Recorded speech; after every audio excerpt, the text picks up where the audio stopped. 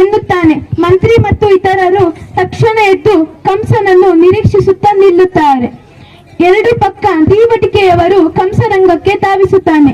ಮೆಟ್ಟಿಲು ಹತ್ತಿ ಬಂದಿರುವುದರಿಂದ ಏದಿಸಿರು ಬಿಡುತ್ತಾ ಇದ್ದಾನೆ. ರಾಜಾಧಿರಾಜ ರಾಜಮಾತಂಡ ಕಂಸ ಒಡೆಯರು ಬರುತ್ತಿದ್ದಾರೆ.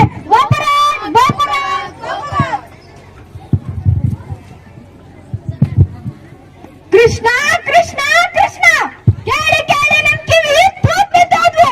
ಯಾರು ಯಾರು ಈ ಕೃಷ್ಣ? ಹಾಲು ಕೊಡಲು ಹೋದ ಪೂತನಿಯ ರಕ್ತ ಇರಿದನಂತೆ, ಸವಾರಿ ಮಾಡುವಂತ ಬೆನ್ನೊಟ್ಟಿದರೆ ಶಕಟನ ಸೊಂಟನೆ ಮುರಿದನಂತೆ. ಇವನ ಕೈಯಲ್ಲಿ ತೃಣವರ್ತ ಆಟದ ಬುಗುರಿಯಾಗಿ ಹೋದ ಜೇನಕ ಬೇಲದ ಹಣ್ಣು ಬಡಿಗೆಯಾದ ಗೋವರ್ಧನ ಬೆಟ್ಟ ಯಕಸ್ತಿ ಛತ್ರಿಯಾಗಿ ಹೋಯ್ತು. ಯಾರು ಯಾರು ಈ ಕೃಷ್ಣ? ಈ ಗೊಲ್ಲರ ಪೋರನಿಗೆ ಈ ಪಾಟಿ ಶಕ್ತಿನ ಎಲ್ಲಿಂದ ಬಂತು ಈ ಶಕ್ತಿ? ಯಾರು ಕೊಟ್ರು ಈ ಶಕ್ತಿ? ನಮ್ ಗೂಢಚಾರು ಶೋಧನೆ ಮಾಡ್ತಿದ್ದಾರೆ ಒಡೆಯ. ನಮ್ ಗೂಢಚಾರು ಶೋಧನೆ ಮಾಡ್ತಿದ್ದಾರೆ ಒಡೆಯ. ಎಷ್ಟು ದಿನ ಶೋಧನೆ ಮಾಡೋದು? ಬೆಂಕಿ ಕೈಯಿಟ್ಟರೆ ತಕ್ಷಣ ಸುಡುತ್ತೆ, ಹಾವು ಕಾಲಿಟ್ಟರೆ ತಕ್ಷಣ ಕಚ್ಚುತ್ತೆ. ಶೋಧನೆ ಮಾಡ್ತಾರಂತೆ ಶೋಧನೆ. ನಿಮ್ ಮುಖಕ್ ಮಂಗಳಾರತಿ ಅಂತ ಮಾಹಿತಿ ಸಂಗ್ರಹ ಕೊನೆ ಹಂತಕ್ಕೆ. ಯಾರು ಕೊನೆ ಹಂತಕ್ಕೆ? ಬರ್ಲಿ ಬಿಡಿ, ಬೇಜಾರು ಮಾಡ್ಕೋಬೇಡಿ. ಇವ್ರನ್ನ ಹೇಳಿದ್ನಲ್ಲ ಇಬ್ರು. ಇವರೇ ಒಡೆಯ ಅವರು. ಇವ ಶೈಲಿಕ, ಇವ ದುರ್ವಿಧ.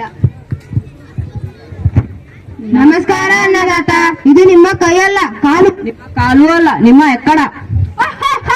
ಶಬ್ಬಾಸ್, ಇದು ಕೈ ಅಲ್ಲ, ಕಾಲಲ್ಲ, ಎಕ್ಕಡನೂ ಅಲ್ಲ, ಯಮಪಾಶ. ಯಮಪಾಶ ತಿಳ್ಕೊಳ್ಳಿ. ಏರ್ಪಡೆ ಆಗಿದೆಯಾ? ಆಗಿದೆ ಒಡೆಯ. ಸಾಹೇಬ್ರು ಬಂದು ಖುದ್ದು ಪರಾಮರ್ಶಿಸಿದ್ದಾರೆ. ಹೌದು ಒಡೆಯ. ಕ್ರೀಡಾಂಗಣಕ್ಕೆ ಇರೋದು ಒಂದೇ ಹೆಬ್ಬಾಗಿಲು. ಬಾಗಿಲವಾಡದ ಕಮಾನಿಗೆ ಕಿರುಗತ್ತಿ ಅಲಂಕಾರ. ಬಾಗಿಲವಾಡದ ಕಮಾನಿನ ಮೇಲೆ ಗಾಜಿನ ರಾಜಗೋಪುರ. ಅದೇನಾದ್ರೂ ತಲೆ ಮೇಲೆ ಬಿತ್ತು ಅಂದ್ರೆ ಶ್ರೀಮದ್ ರಮಾರಮಣ ಗೋವಿಂದ ಗೋವಿಂದ. ಆದ್ರೆ ಅದು ತಲೆ ಮೇಲೆ ಬೀಳ್ಬೇಕಲ್ಲ? ಬೀಳುತ್ತೆ. ಇಡೀ ರಚನೆ ಒಂದು ಸಣ್ಣ ಕೀಲಿನ ಮೇಲೆ ನಿಂತಿರ್ತದೆ. ಅದೇನಾದ್ರೂ ಎಲ್ಲಿ ಬಿಟ್ರೆ ಮುಗೀತು. ಅಬ್ಬಾ, ಒಳ್ಳೆ ರಾಕ್ಷಸ ಕಣ್ರಿ ನೀವು. ಏನ್ ಬುದ್ಧಿ, ಏನ್ ಕತೆ. ಪಿಳ್ಳಂಗೋವಿ ಕೃಷ್ಣ ಅದೇ ಪಗ್ಲಲ್ಲಿ ತಾನೇ ಬರ್ಬೇಕು. ಬೇರೆ ದಾರಿನೇ ಇಲ್ಲ ಅಂತೀನಿ. ಅಂತೀರಿ ನನ್ ತಲೆ ತಿಂತೀರಿ. ನಿಮ್ ತಲೆ ಇದೇನ್ರಿ? ಸುಮ್ನೆ ಇನ್ನೊಂದ್ ಬಾಗ್ಲಿಡಿ. ಇನ್ನೊಂದು ಬಾಗ್ಲ? ಎಲ್ರೂ ಬರೋ ಬಾಗ್ಲಲ್ಲಿ ನಾನು ಬರೋಕ್ಕಾಗುತ್ತ ಮತ್ತೆ? ಆದ್ರೆ ಒಡೆಯ, ನಿನ್ ಬುರುಡ ಒಡೆಯ ಸರ್ಕಳೆ ಆಚೆ. ನೀನ್ ಬಾ ಈ ಕಡೆ. ಕೊನೆ ಆಗಬೇಕು ಅನ್ನೋದು. ನಮ್ಮ ಪಟ್ಟದ ಆನೆ ಹೇಗಿದೆ ಹೇಳು. ಏನಾದ್ರೆ ಹೆಸರು? ಕೋಲಯ ಪೀಡ. ಔಷಧಿ ಪತ್ತೆ ಎಲ್ಲ ಮಾಡಿದೀನಿ. ಹಳದಿ ಬಣ್ಣ ನೋಡಿದ್ರೆ ಸಾಕು, ಗೀ ಅಂತ ಮೈ ಮೇಲೆ ಬೀಳುತ್ತೆ. ಬೀಳ್ಬೇಕು. ಕೆಲ್ಸ ಆದ್ಮೇಲೆ ಅದನ್ನ ಮೊದ್ದರಿಸಿ ಸುಟ್ಬಿಡಿ. ಇನ್ನೇನಾದ್ರೂ ಧಾನ್ಯ ಮಾಡಿತ್ತು ಮಕ್ಕಳು ಮರಿ ಇರ್ತಾವೆ ಪಾಪ ಅಲ್ವಾ? ಮತ್ತೆ ನೀವಿನ್ನು ಹೊರಡಿ, ಸ್ವಲ್ಪ ಇರಿ. ಕೊಯ್ದ ಮೋಟು ಯಾರಿಗೂ ಗೊತ್ತಾಗಬಾರದು. ನಮ್ಮೂರಲ್ಲಿ ಕಂಬಕ್ಕೂ ಕಿವಿ. ಕಿಮಕ್ ಅಂದ್ರೆ ಇದು ಕೈಯಲ್ಲ, ಕಾಲಲ್ಲ, ಎಕಡಾನೂ ಅಲ್ಲ, ಯಮಪಾಶ. ಬಲೆ ತಮಾಷೆ ಕಣ್ರಿ ನೀವಿನ್ನು ಹೊರಡಿ. ಮಂತ್ರಿ, ಇವರ ಮೇಲೊಂದು ಕಣ್ಣಿಡು. ರಾಜಕೀಯದಲ್ಲಿ ಯಾರು ನಂಬಬಾರದು. ನಿನ್ನನ್ನು ನೀನು ಕೂಡ ನಂಬಬಾರದು. ಆ ಹುಡುಗನನ್ನು ನೀವು ನೋಡಿದ್ದೀರೇನ್ರಿ? ಓಹೋ, ನೋಡ್ದೆ ಒಡೆಯ. ಹೇಗಿದ್ದಾನ್ರಿ ಆ ಪಟ್ಟಿಂಗ? ಇದ್ದಾನೆ ಒಡೆಯ. ಇದ್ದಾನೆ ಗೊತ್ತು. ಯಾರಾಗಿದ್ದಾನೆ ಅವ? ಅಂದ್ರೆ ತಾವು ಹೇಳೋದು ತಮಗೆ ತಿಳಿಯಲಿಲ್ಲ ಅಲ್ಲ?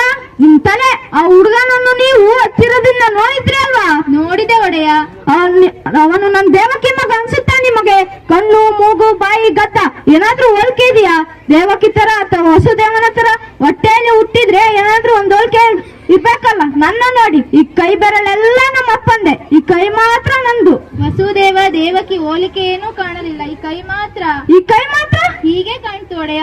ಎಲ್ಲ ಇವನು ಮಕ್ಕಳು ಸೋದಮ್ಮ ನೋಡ್ತಾವೇನ್ರಿ? ಹೇಳಿದ ಎದೆಯುದ್ದ ಬೆಳೆದಿದ್ದಾರೆ ಮಕ್ಕಳು ಅಂತ.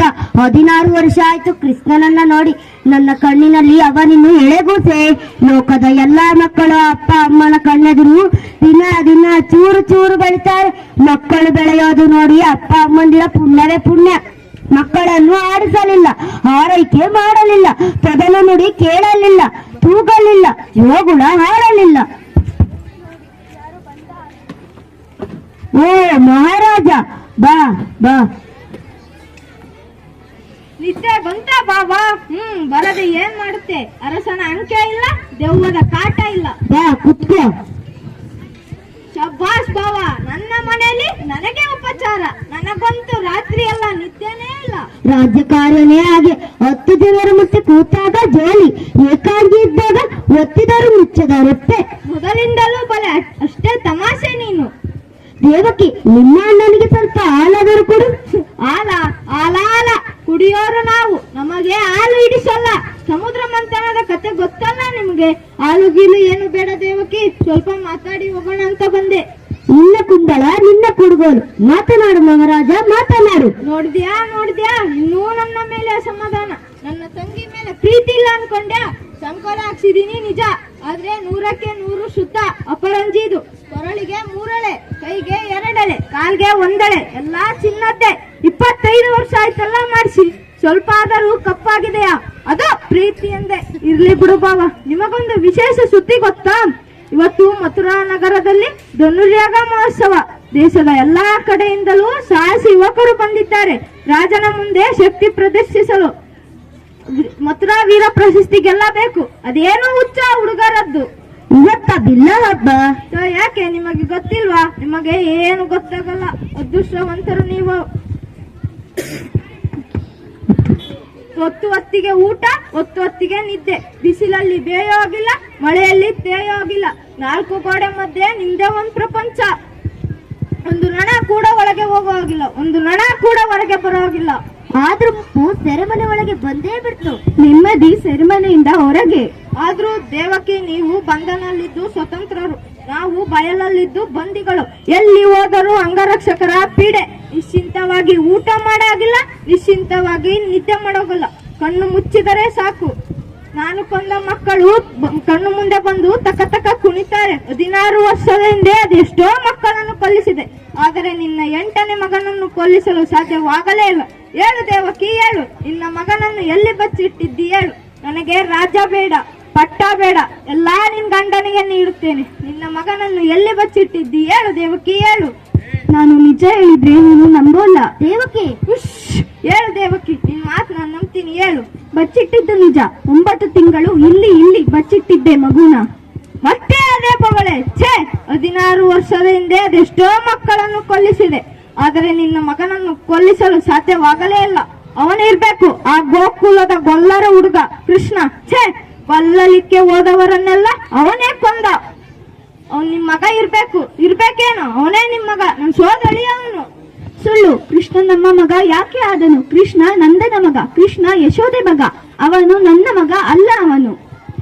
ಅವನು ನಿಮ್ ಮಗ ಅಲ್ಲ. ಸರಿ, ಮತ್ತೆ ಅವನು ನಿಮ್ ಮಗ ಅಲ್ಲ ತಾನೆ? ಅಂದ್ಮೇಲೆ ಅವನನ್ನು ಕೊಂದ್ರೆ ನಿಮಗೆ ಬೇಜಾರಿಲ್ಲ ಅಲ್ವಾ?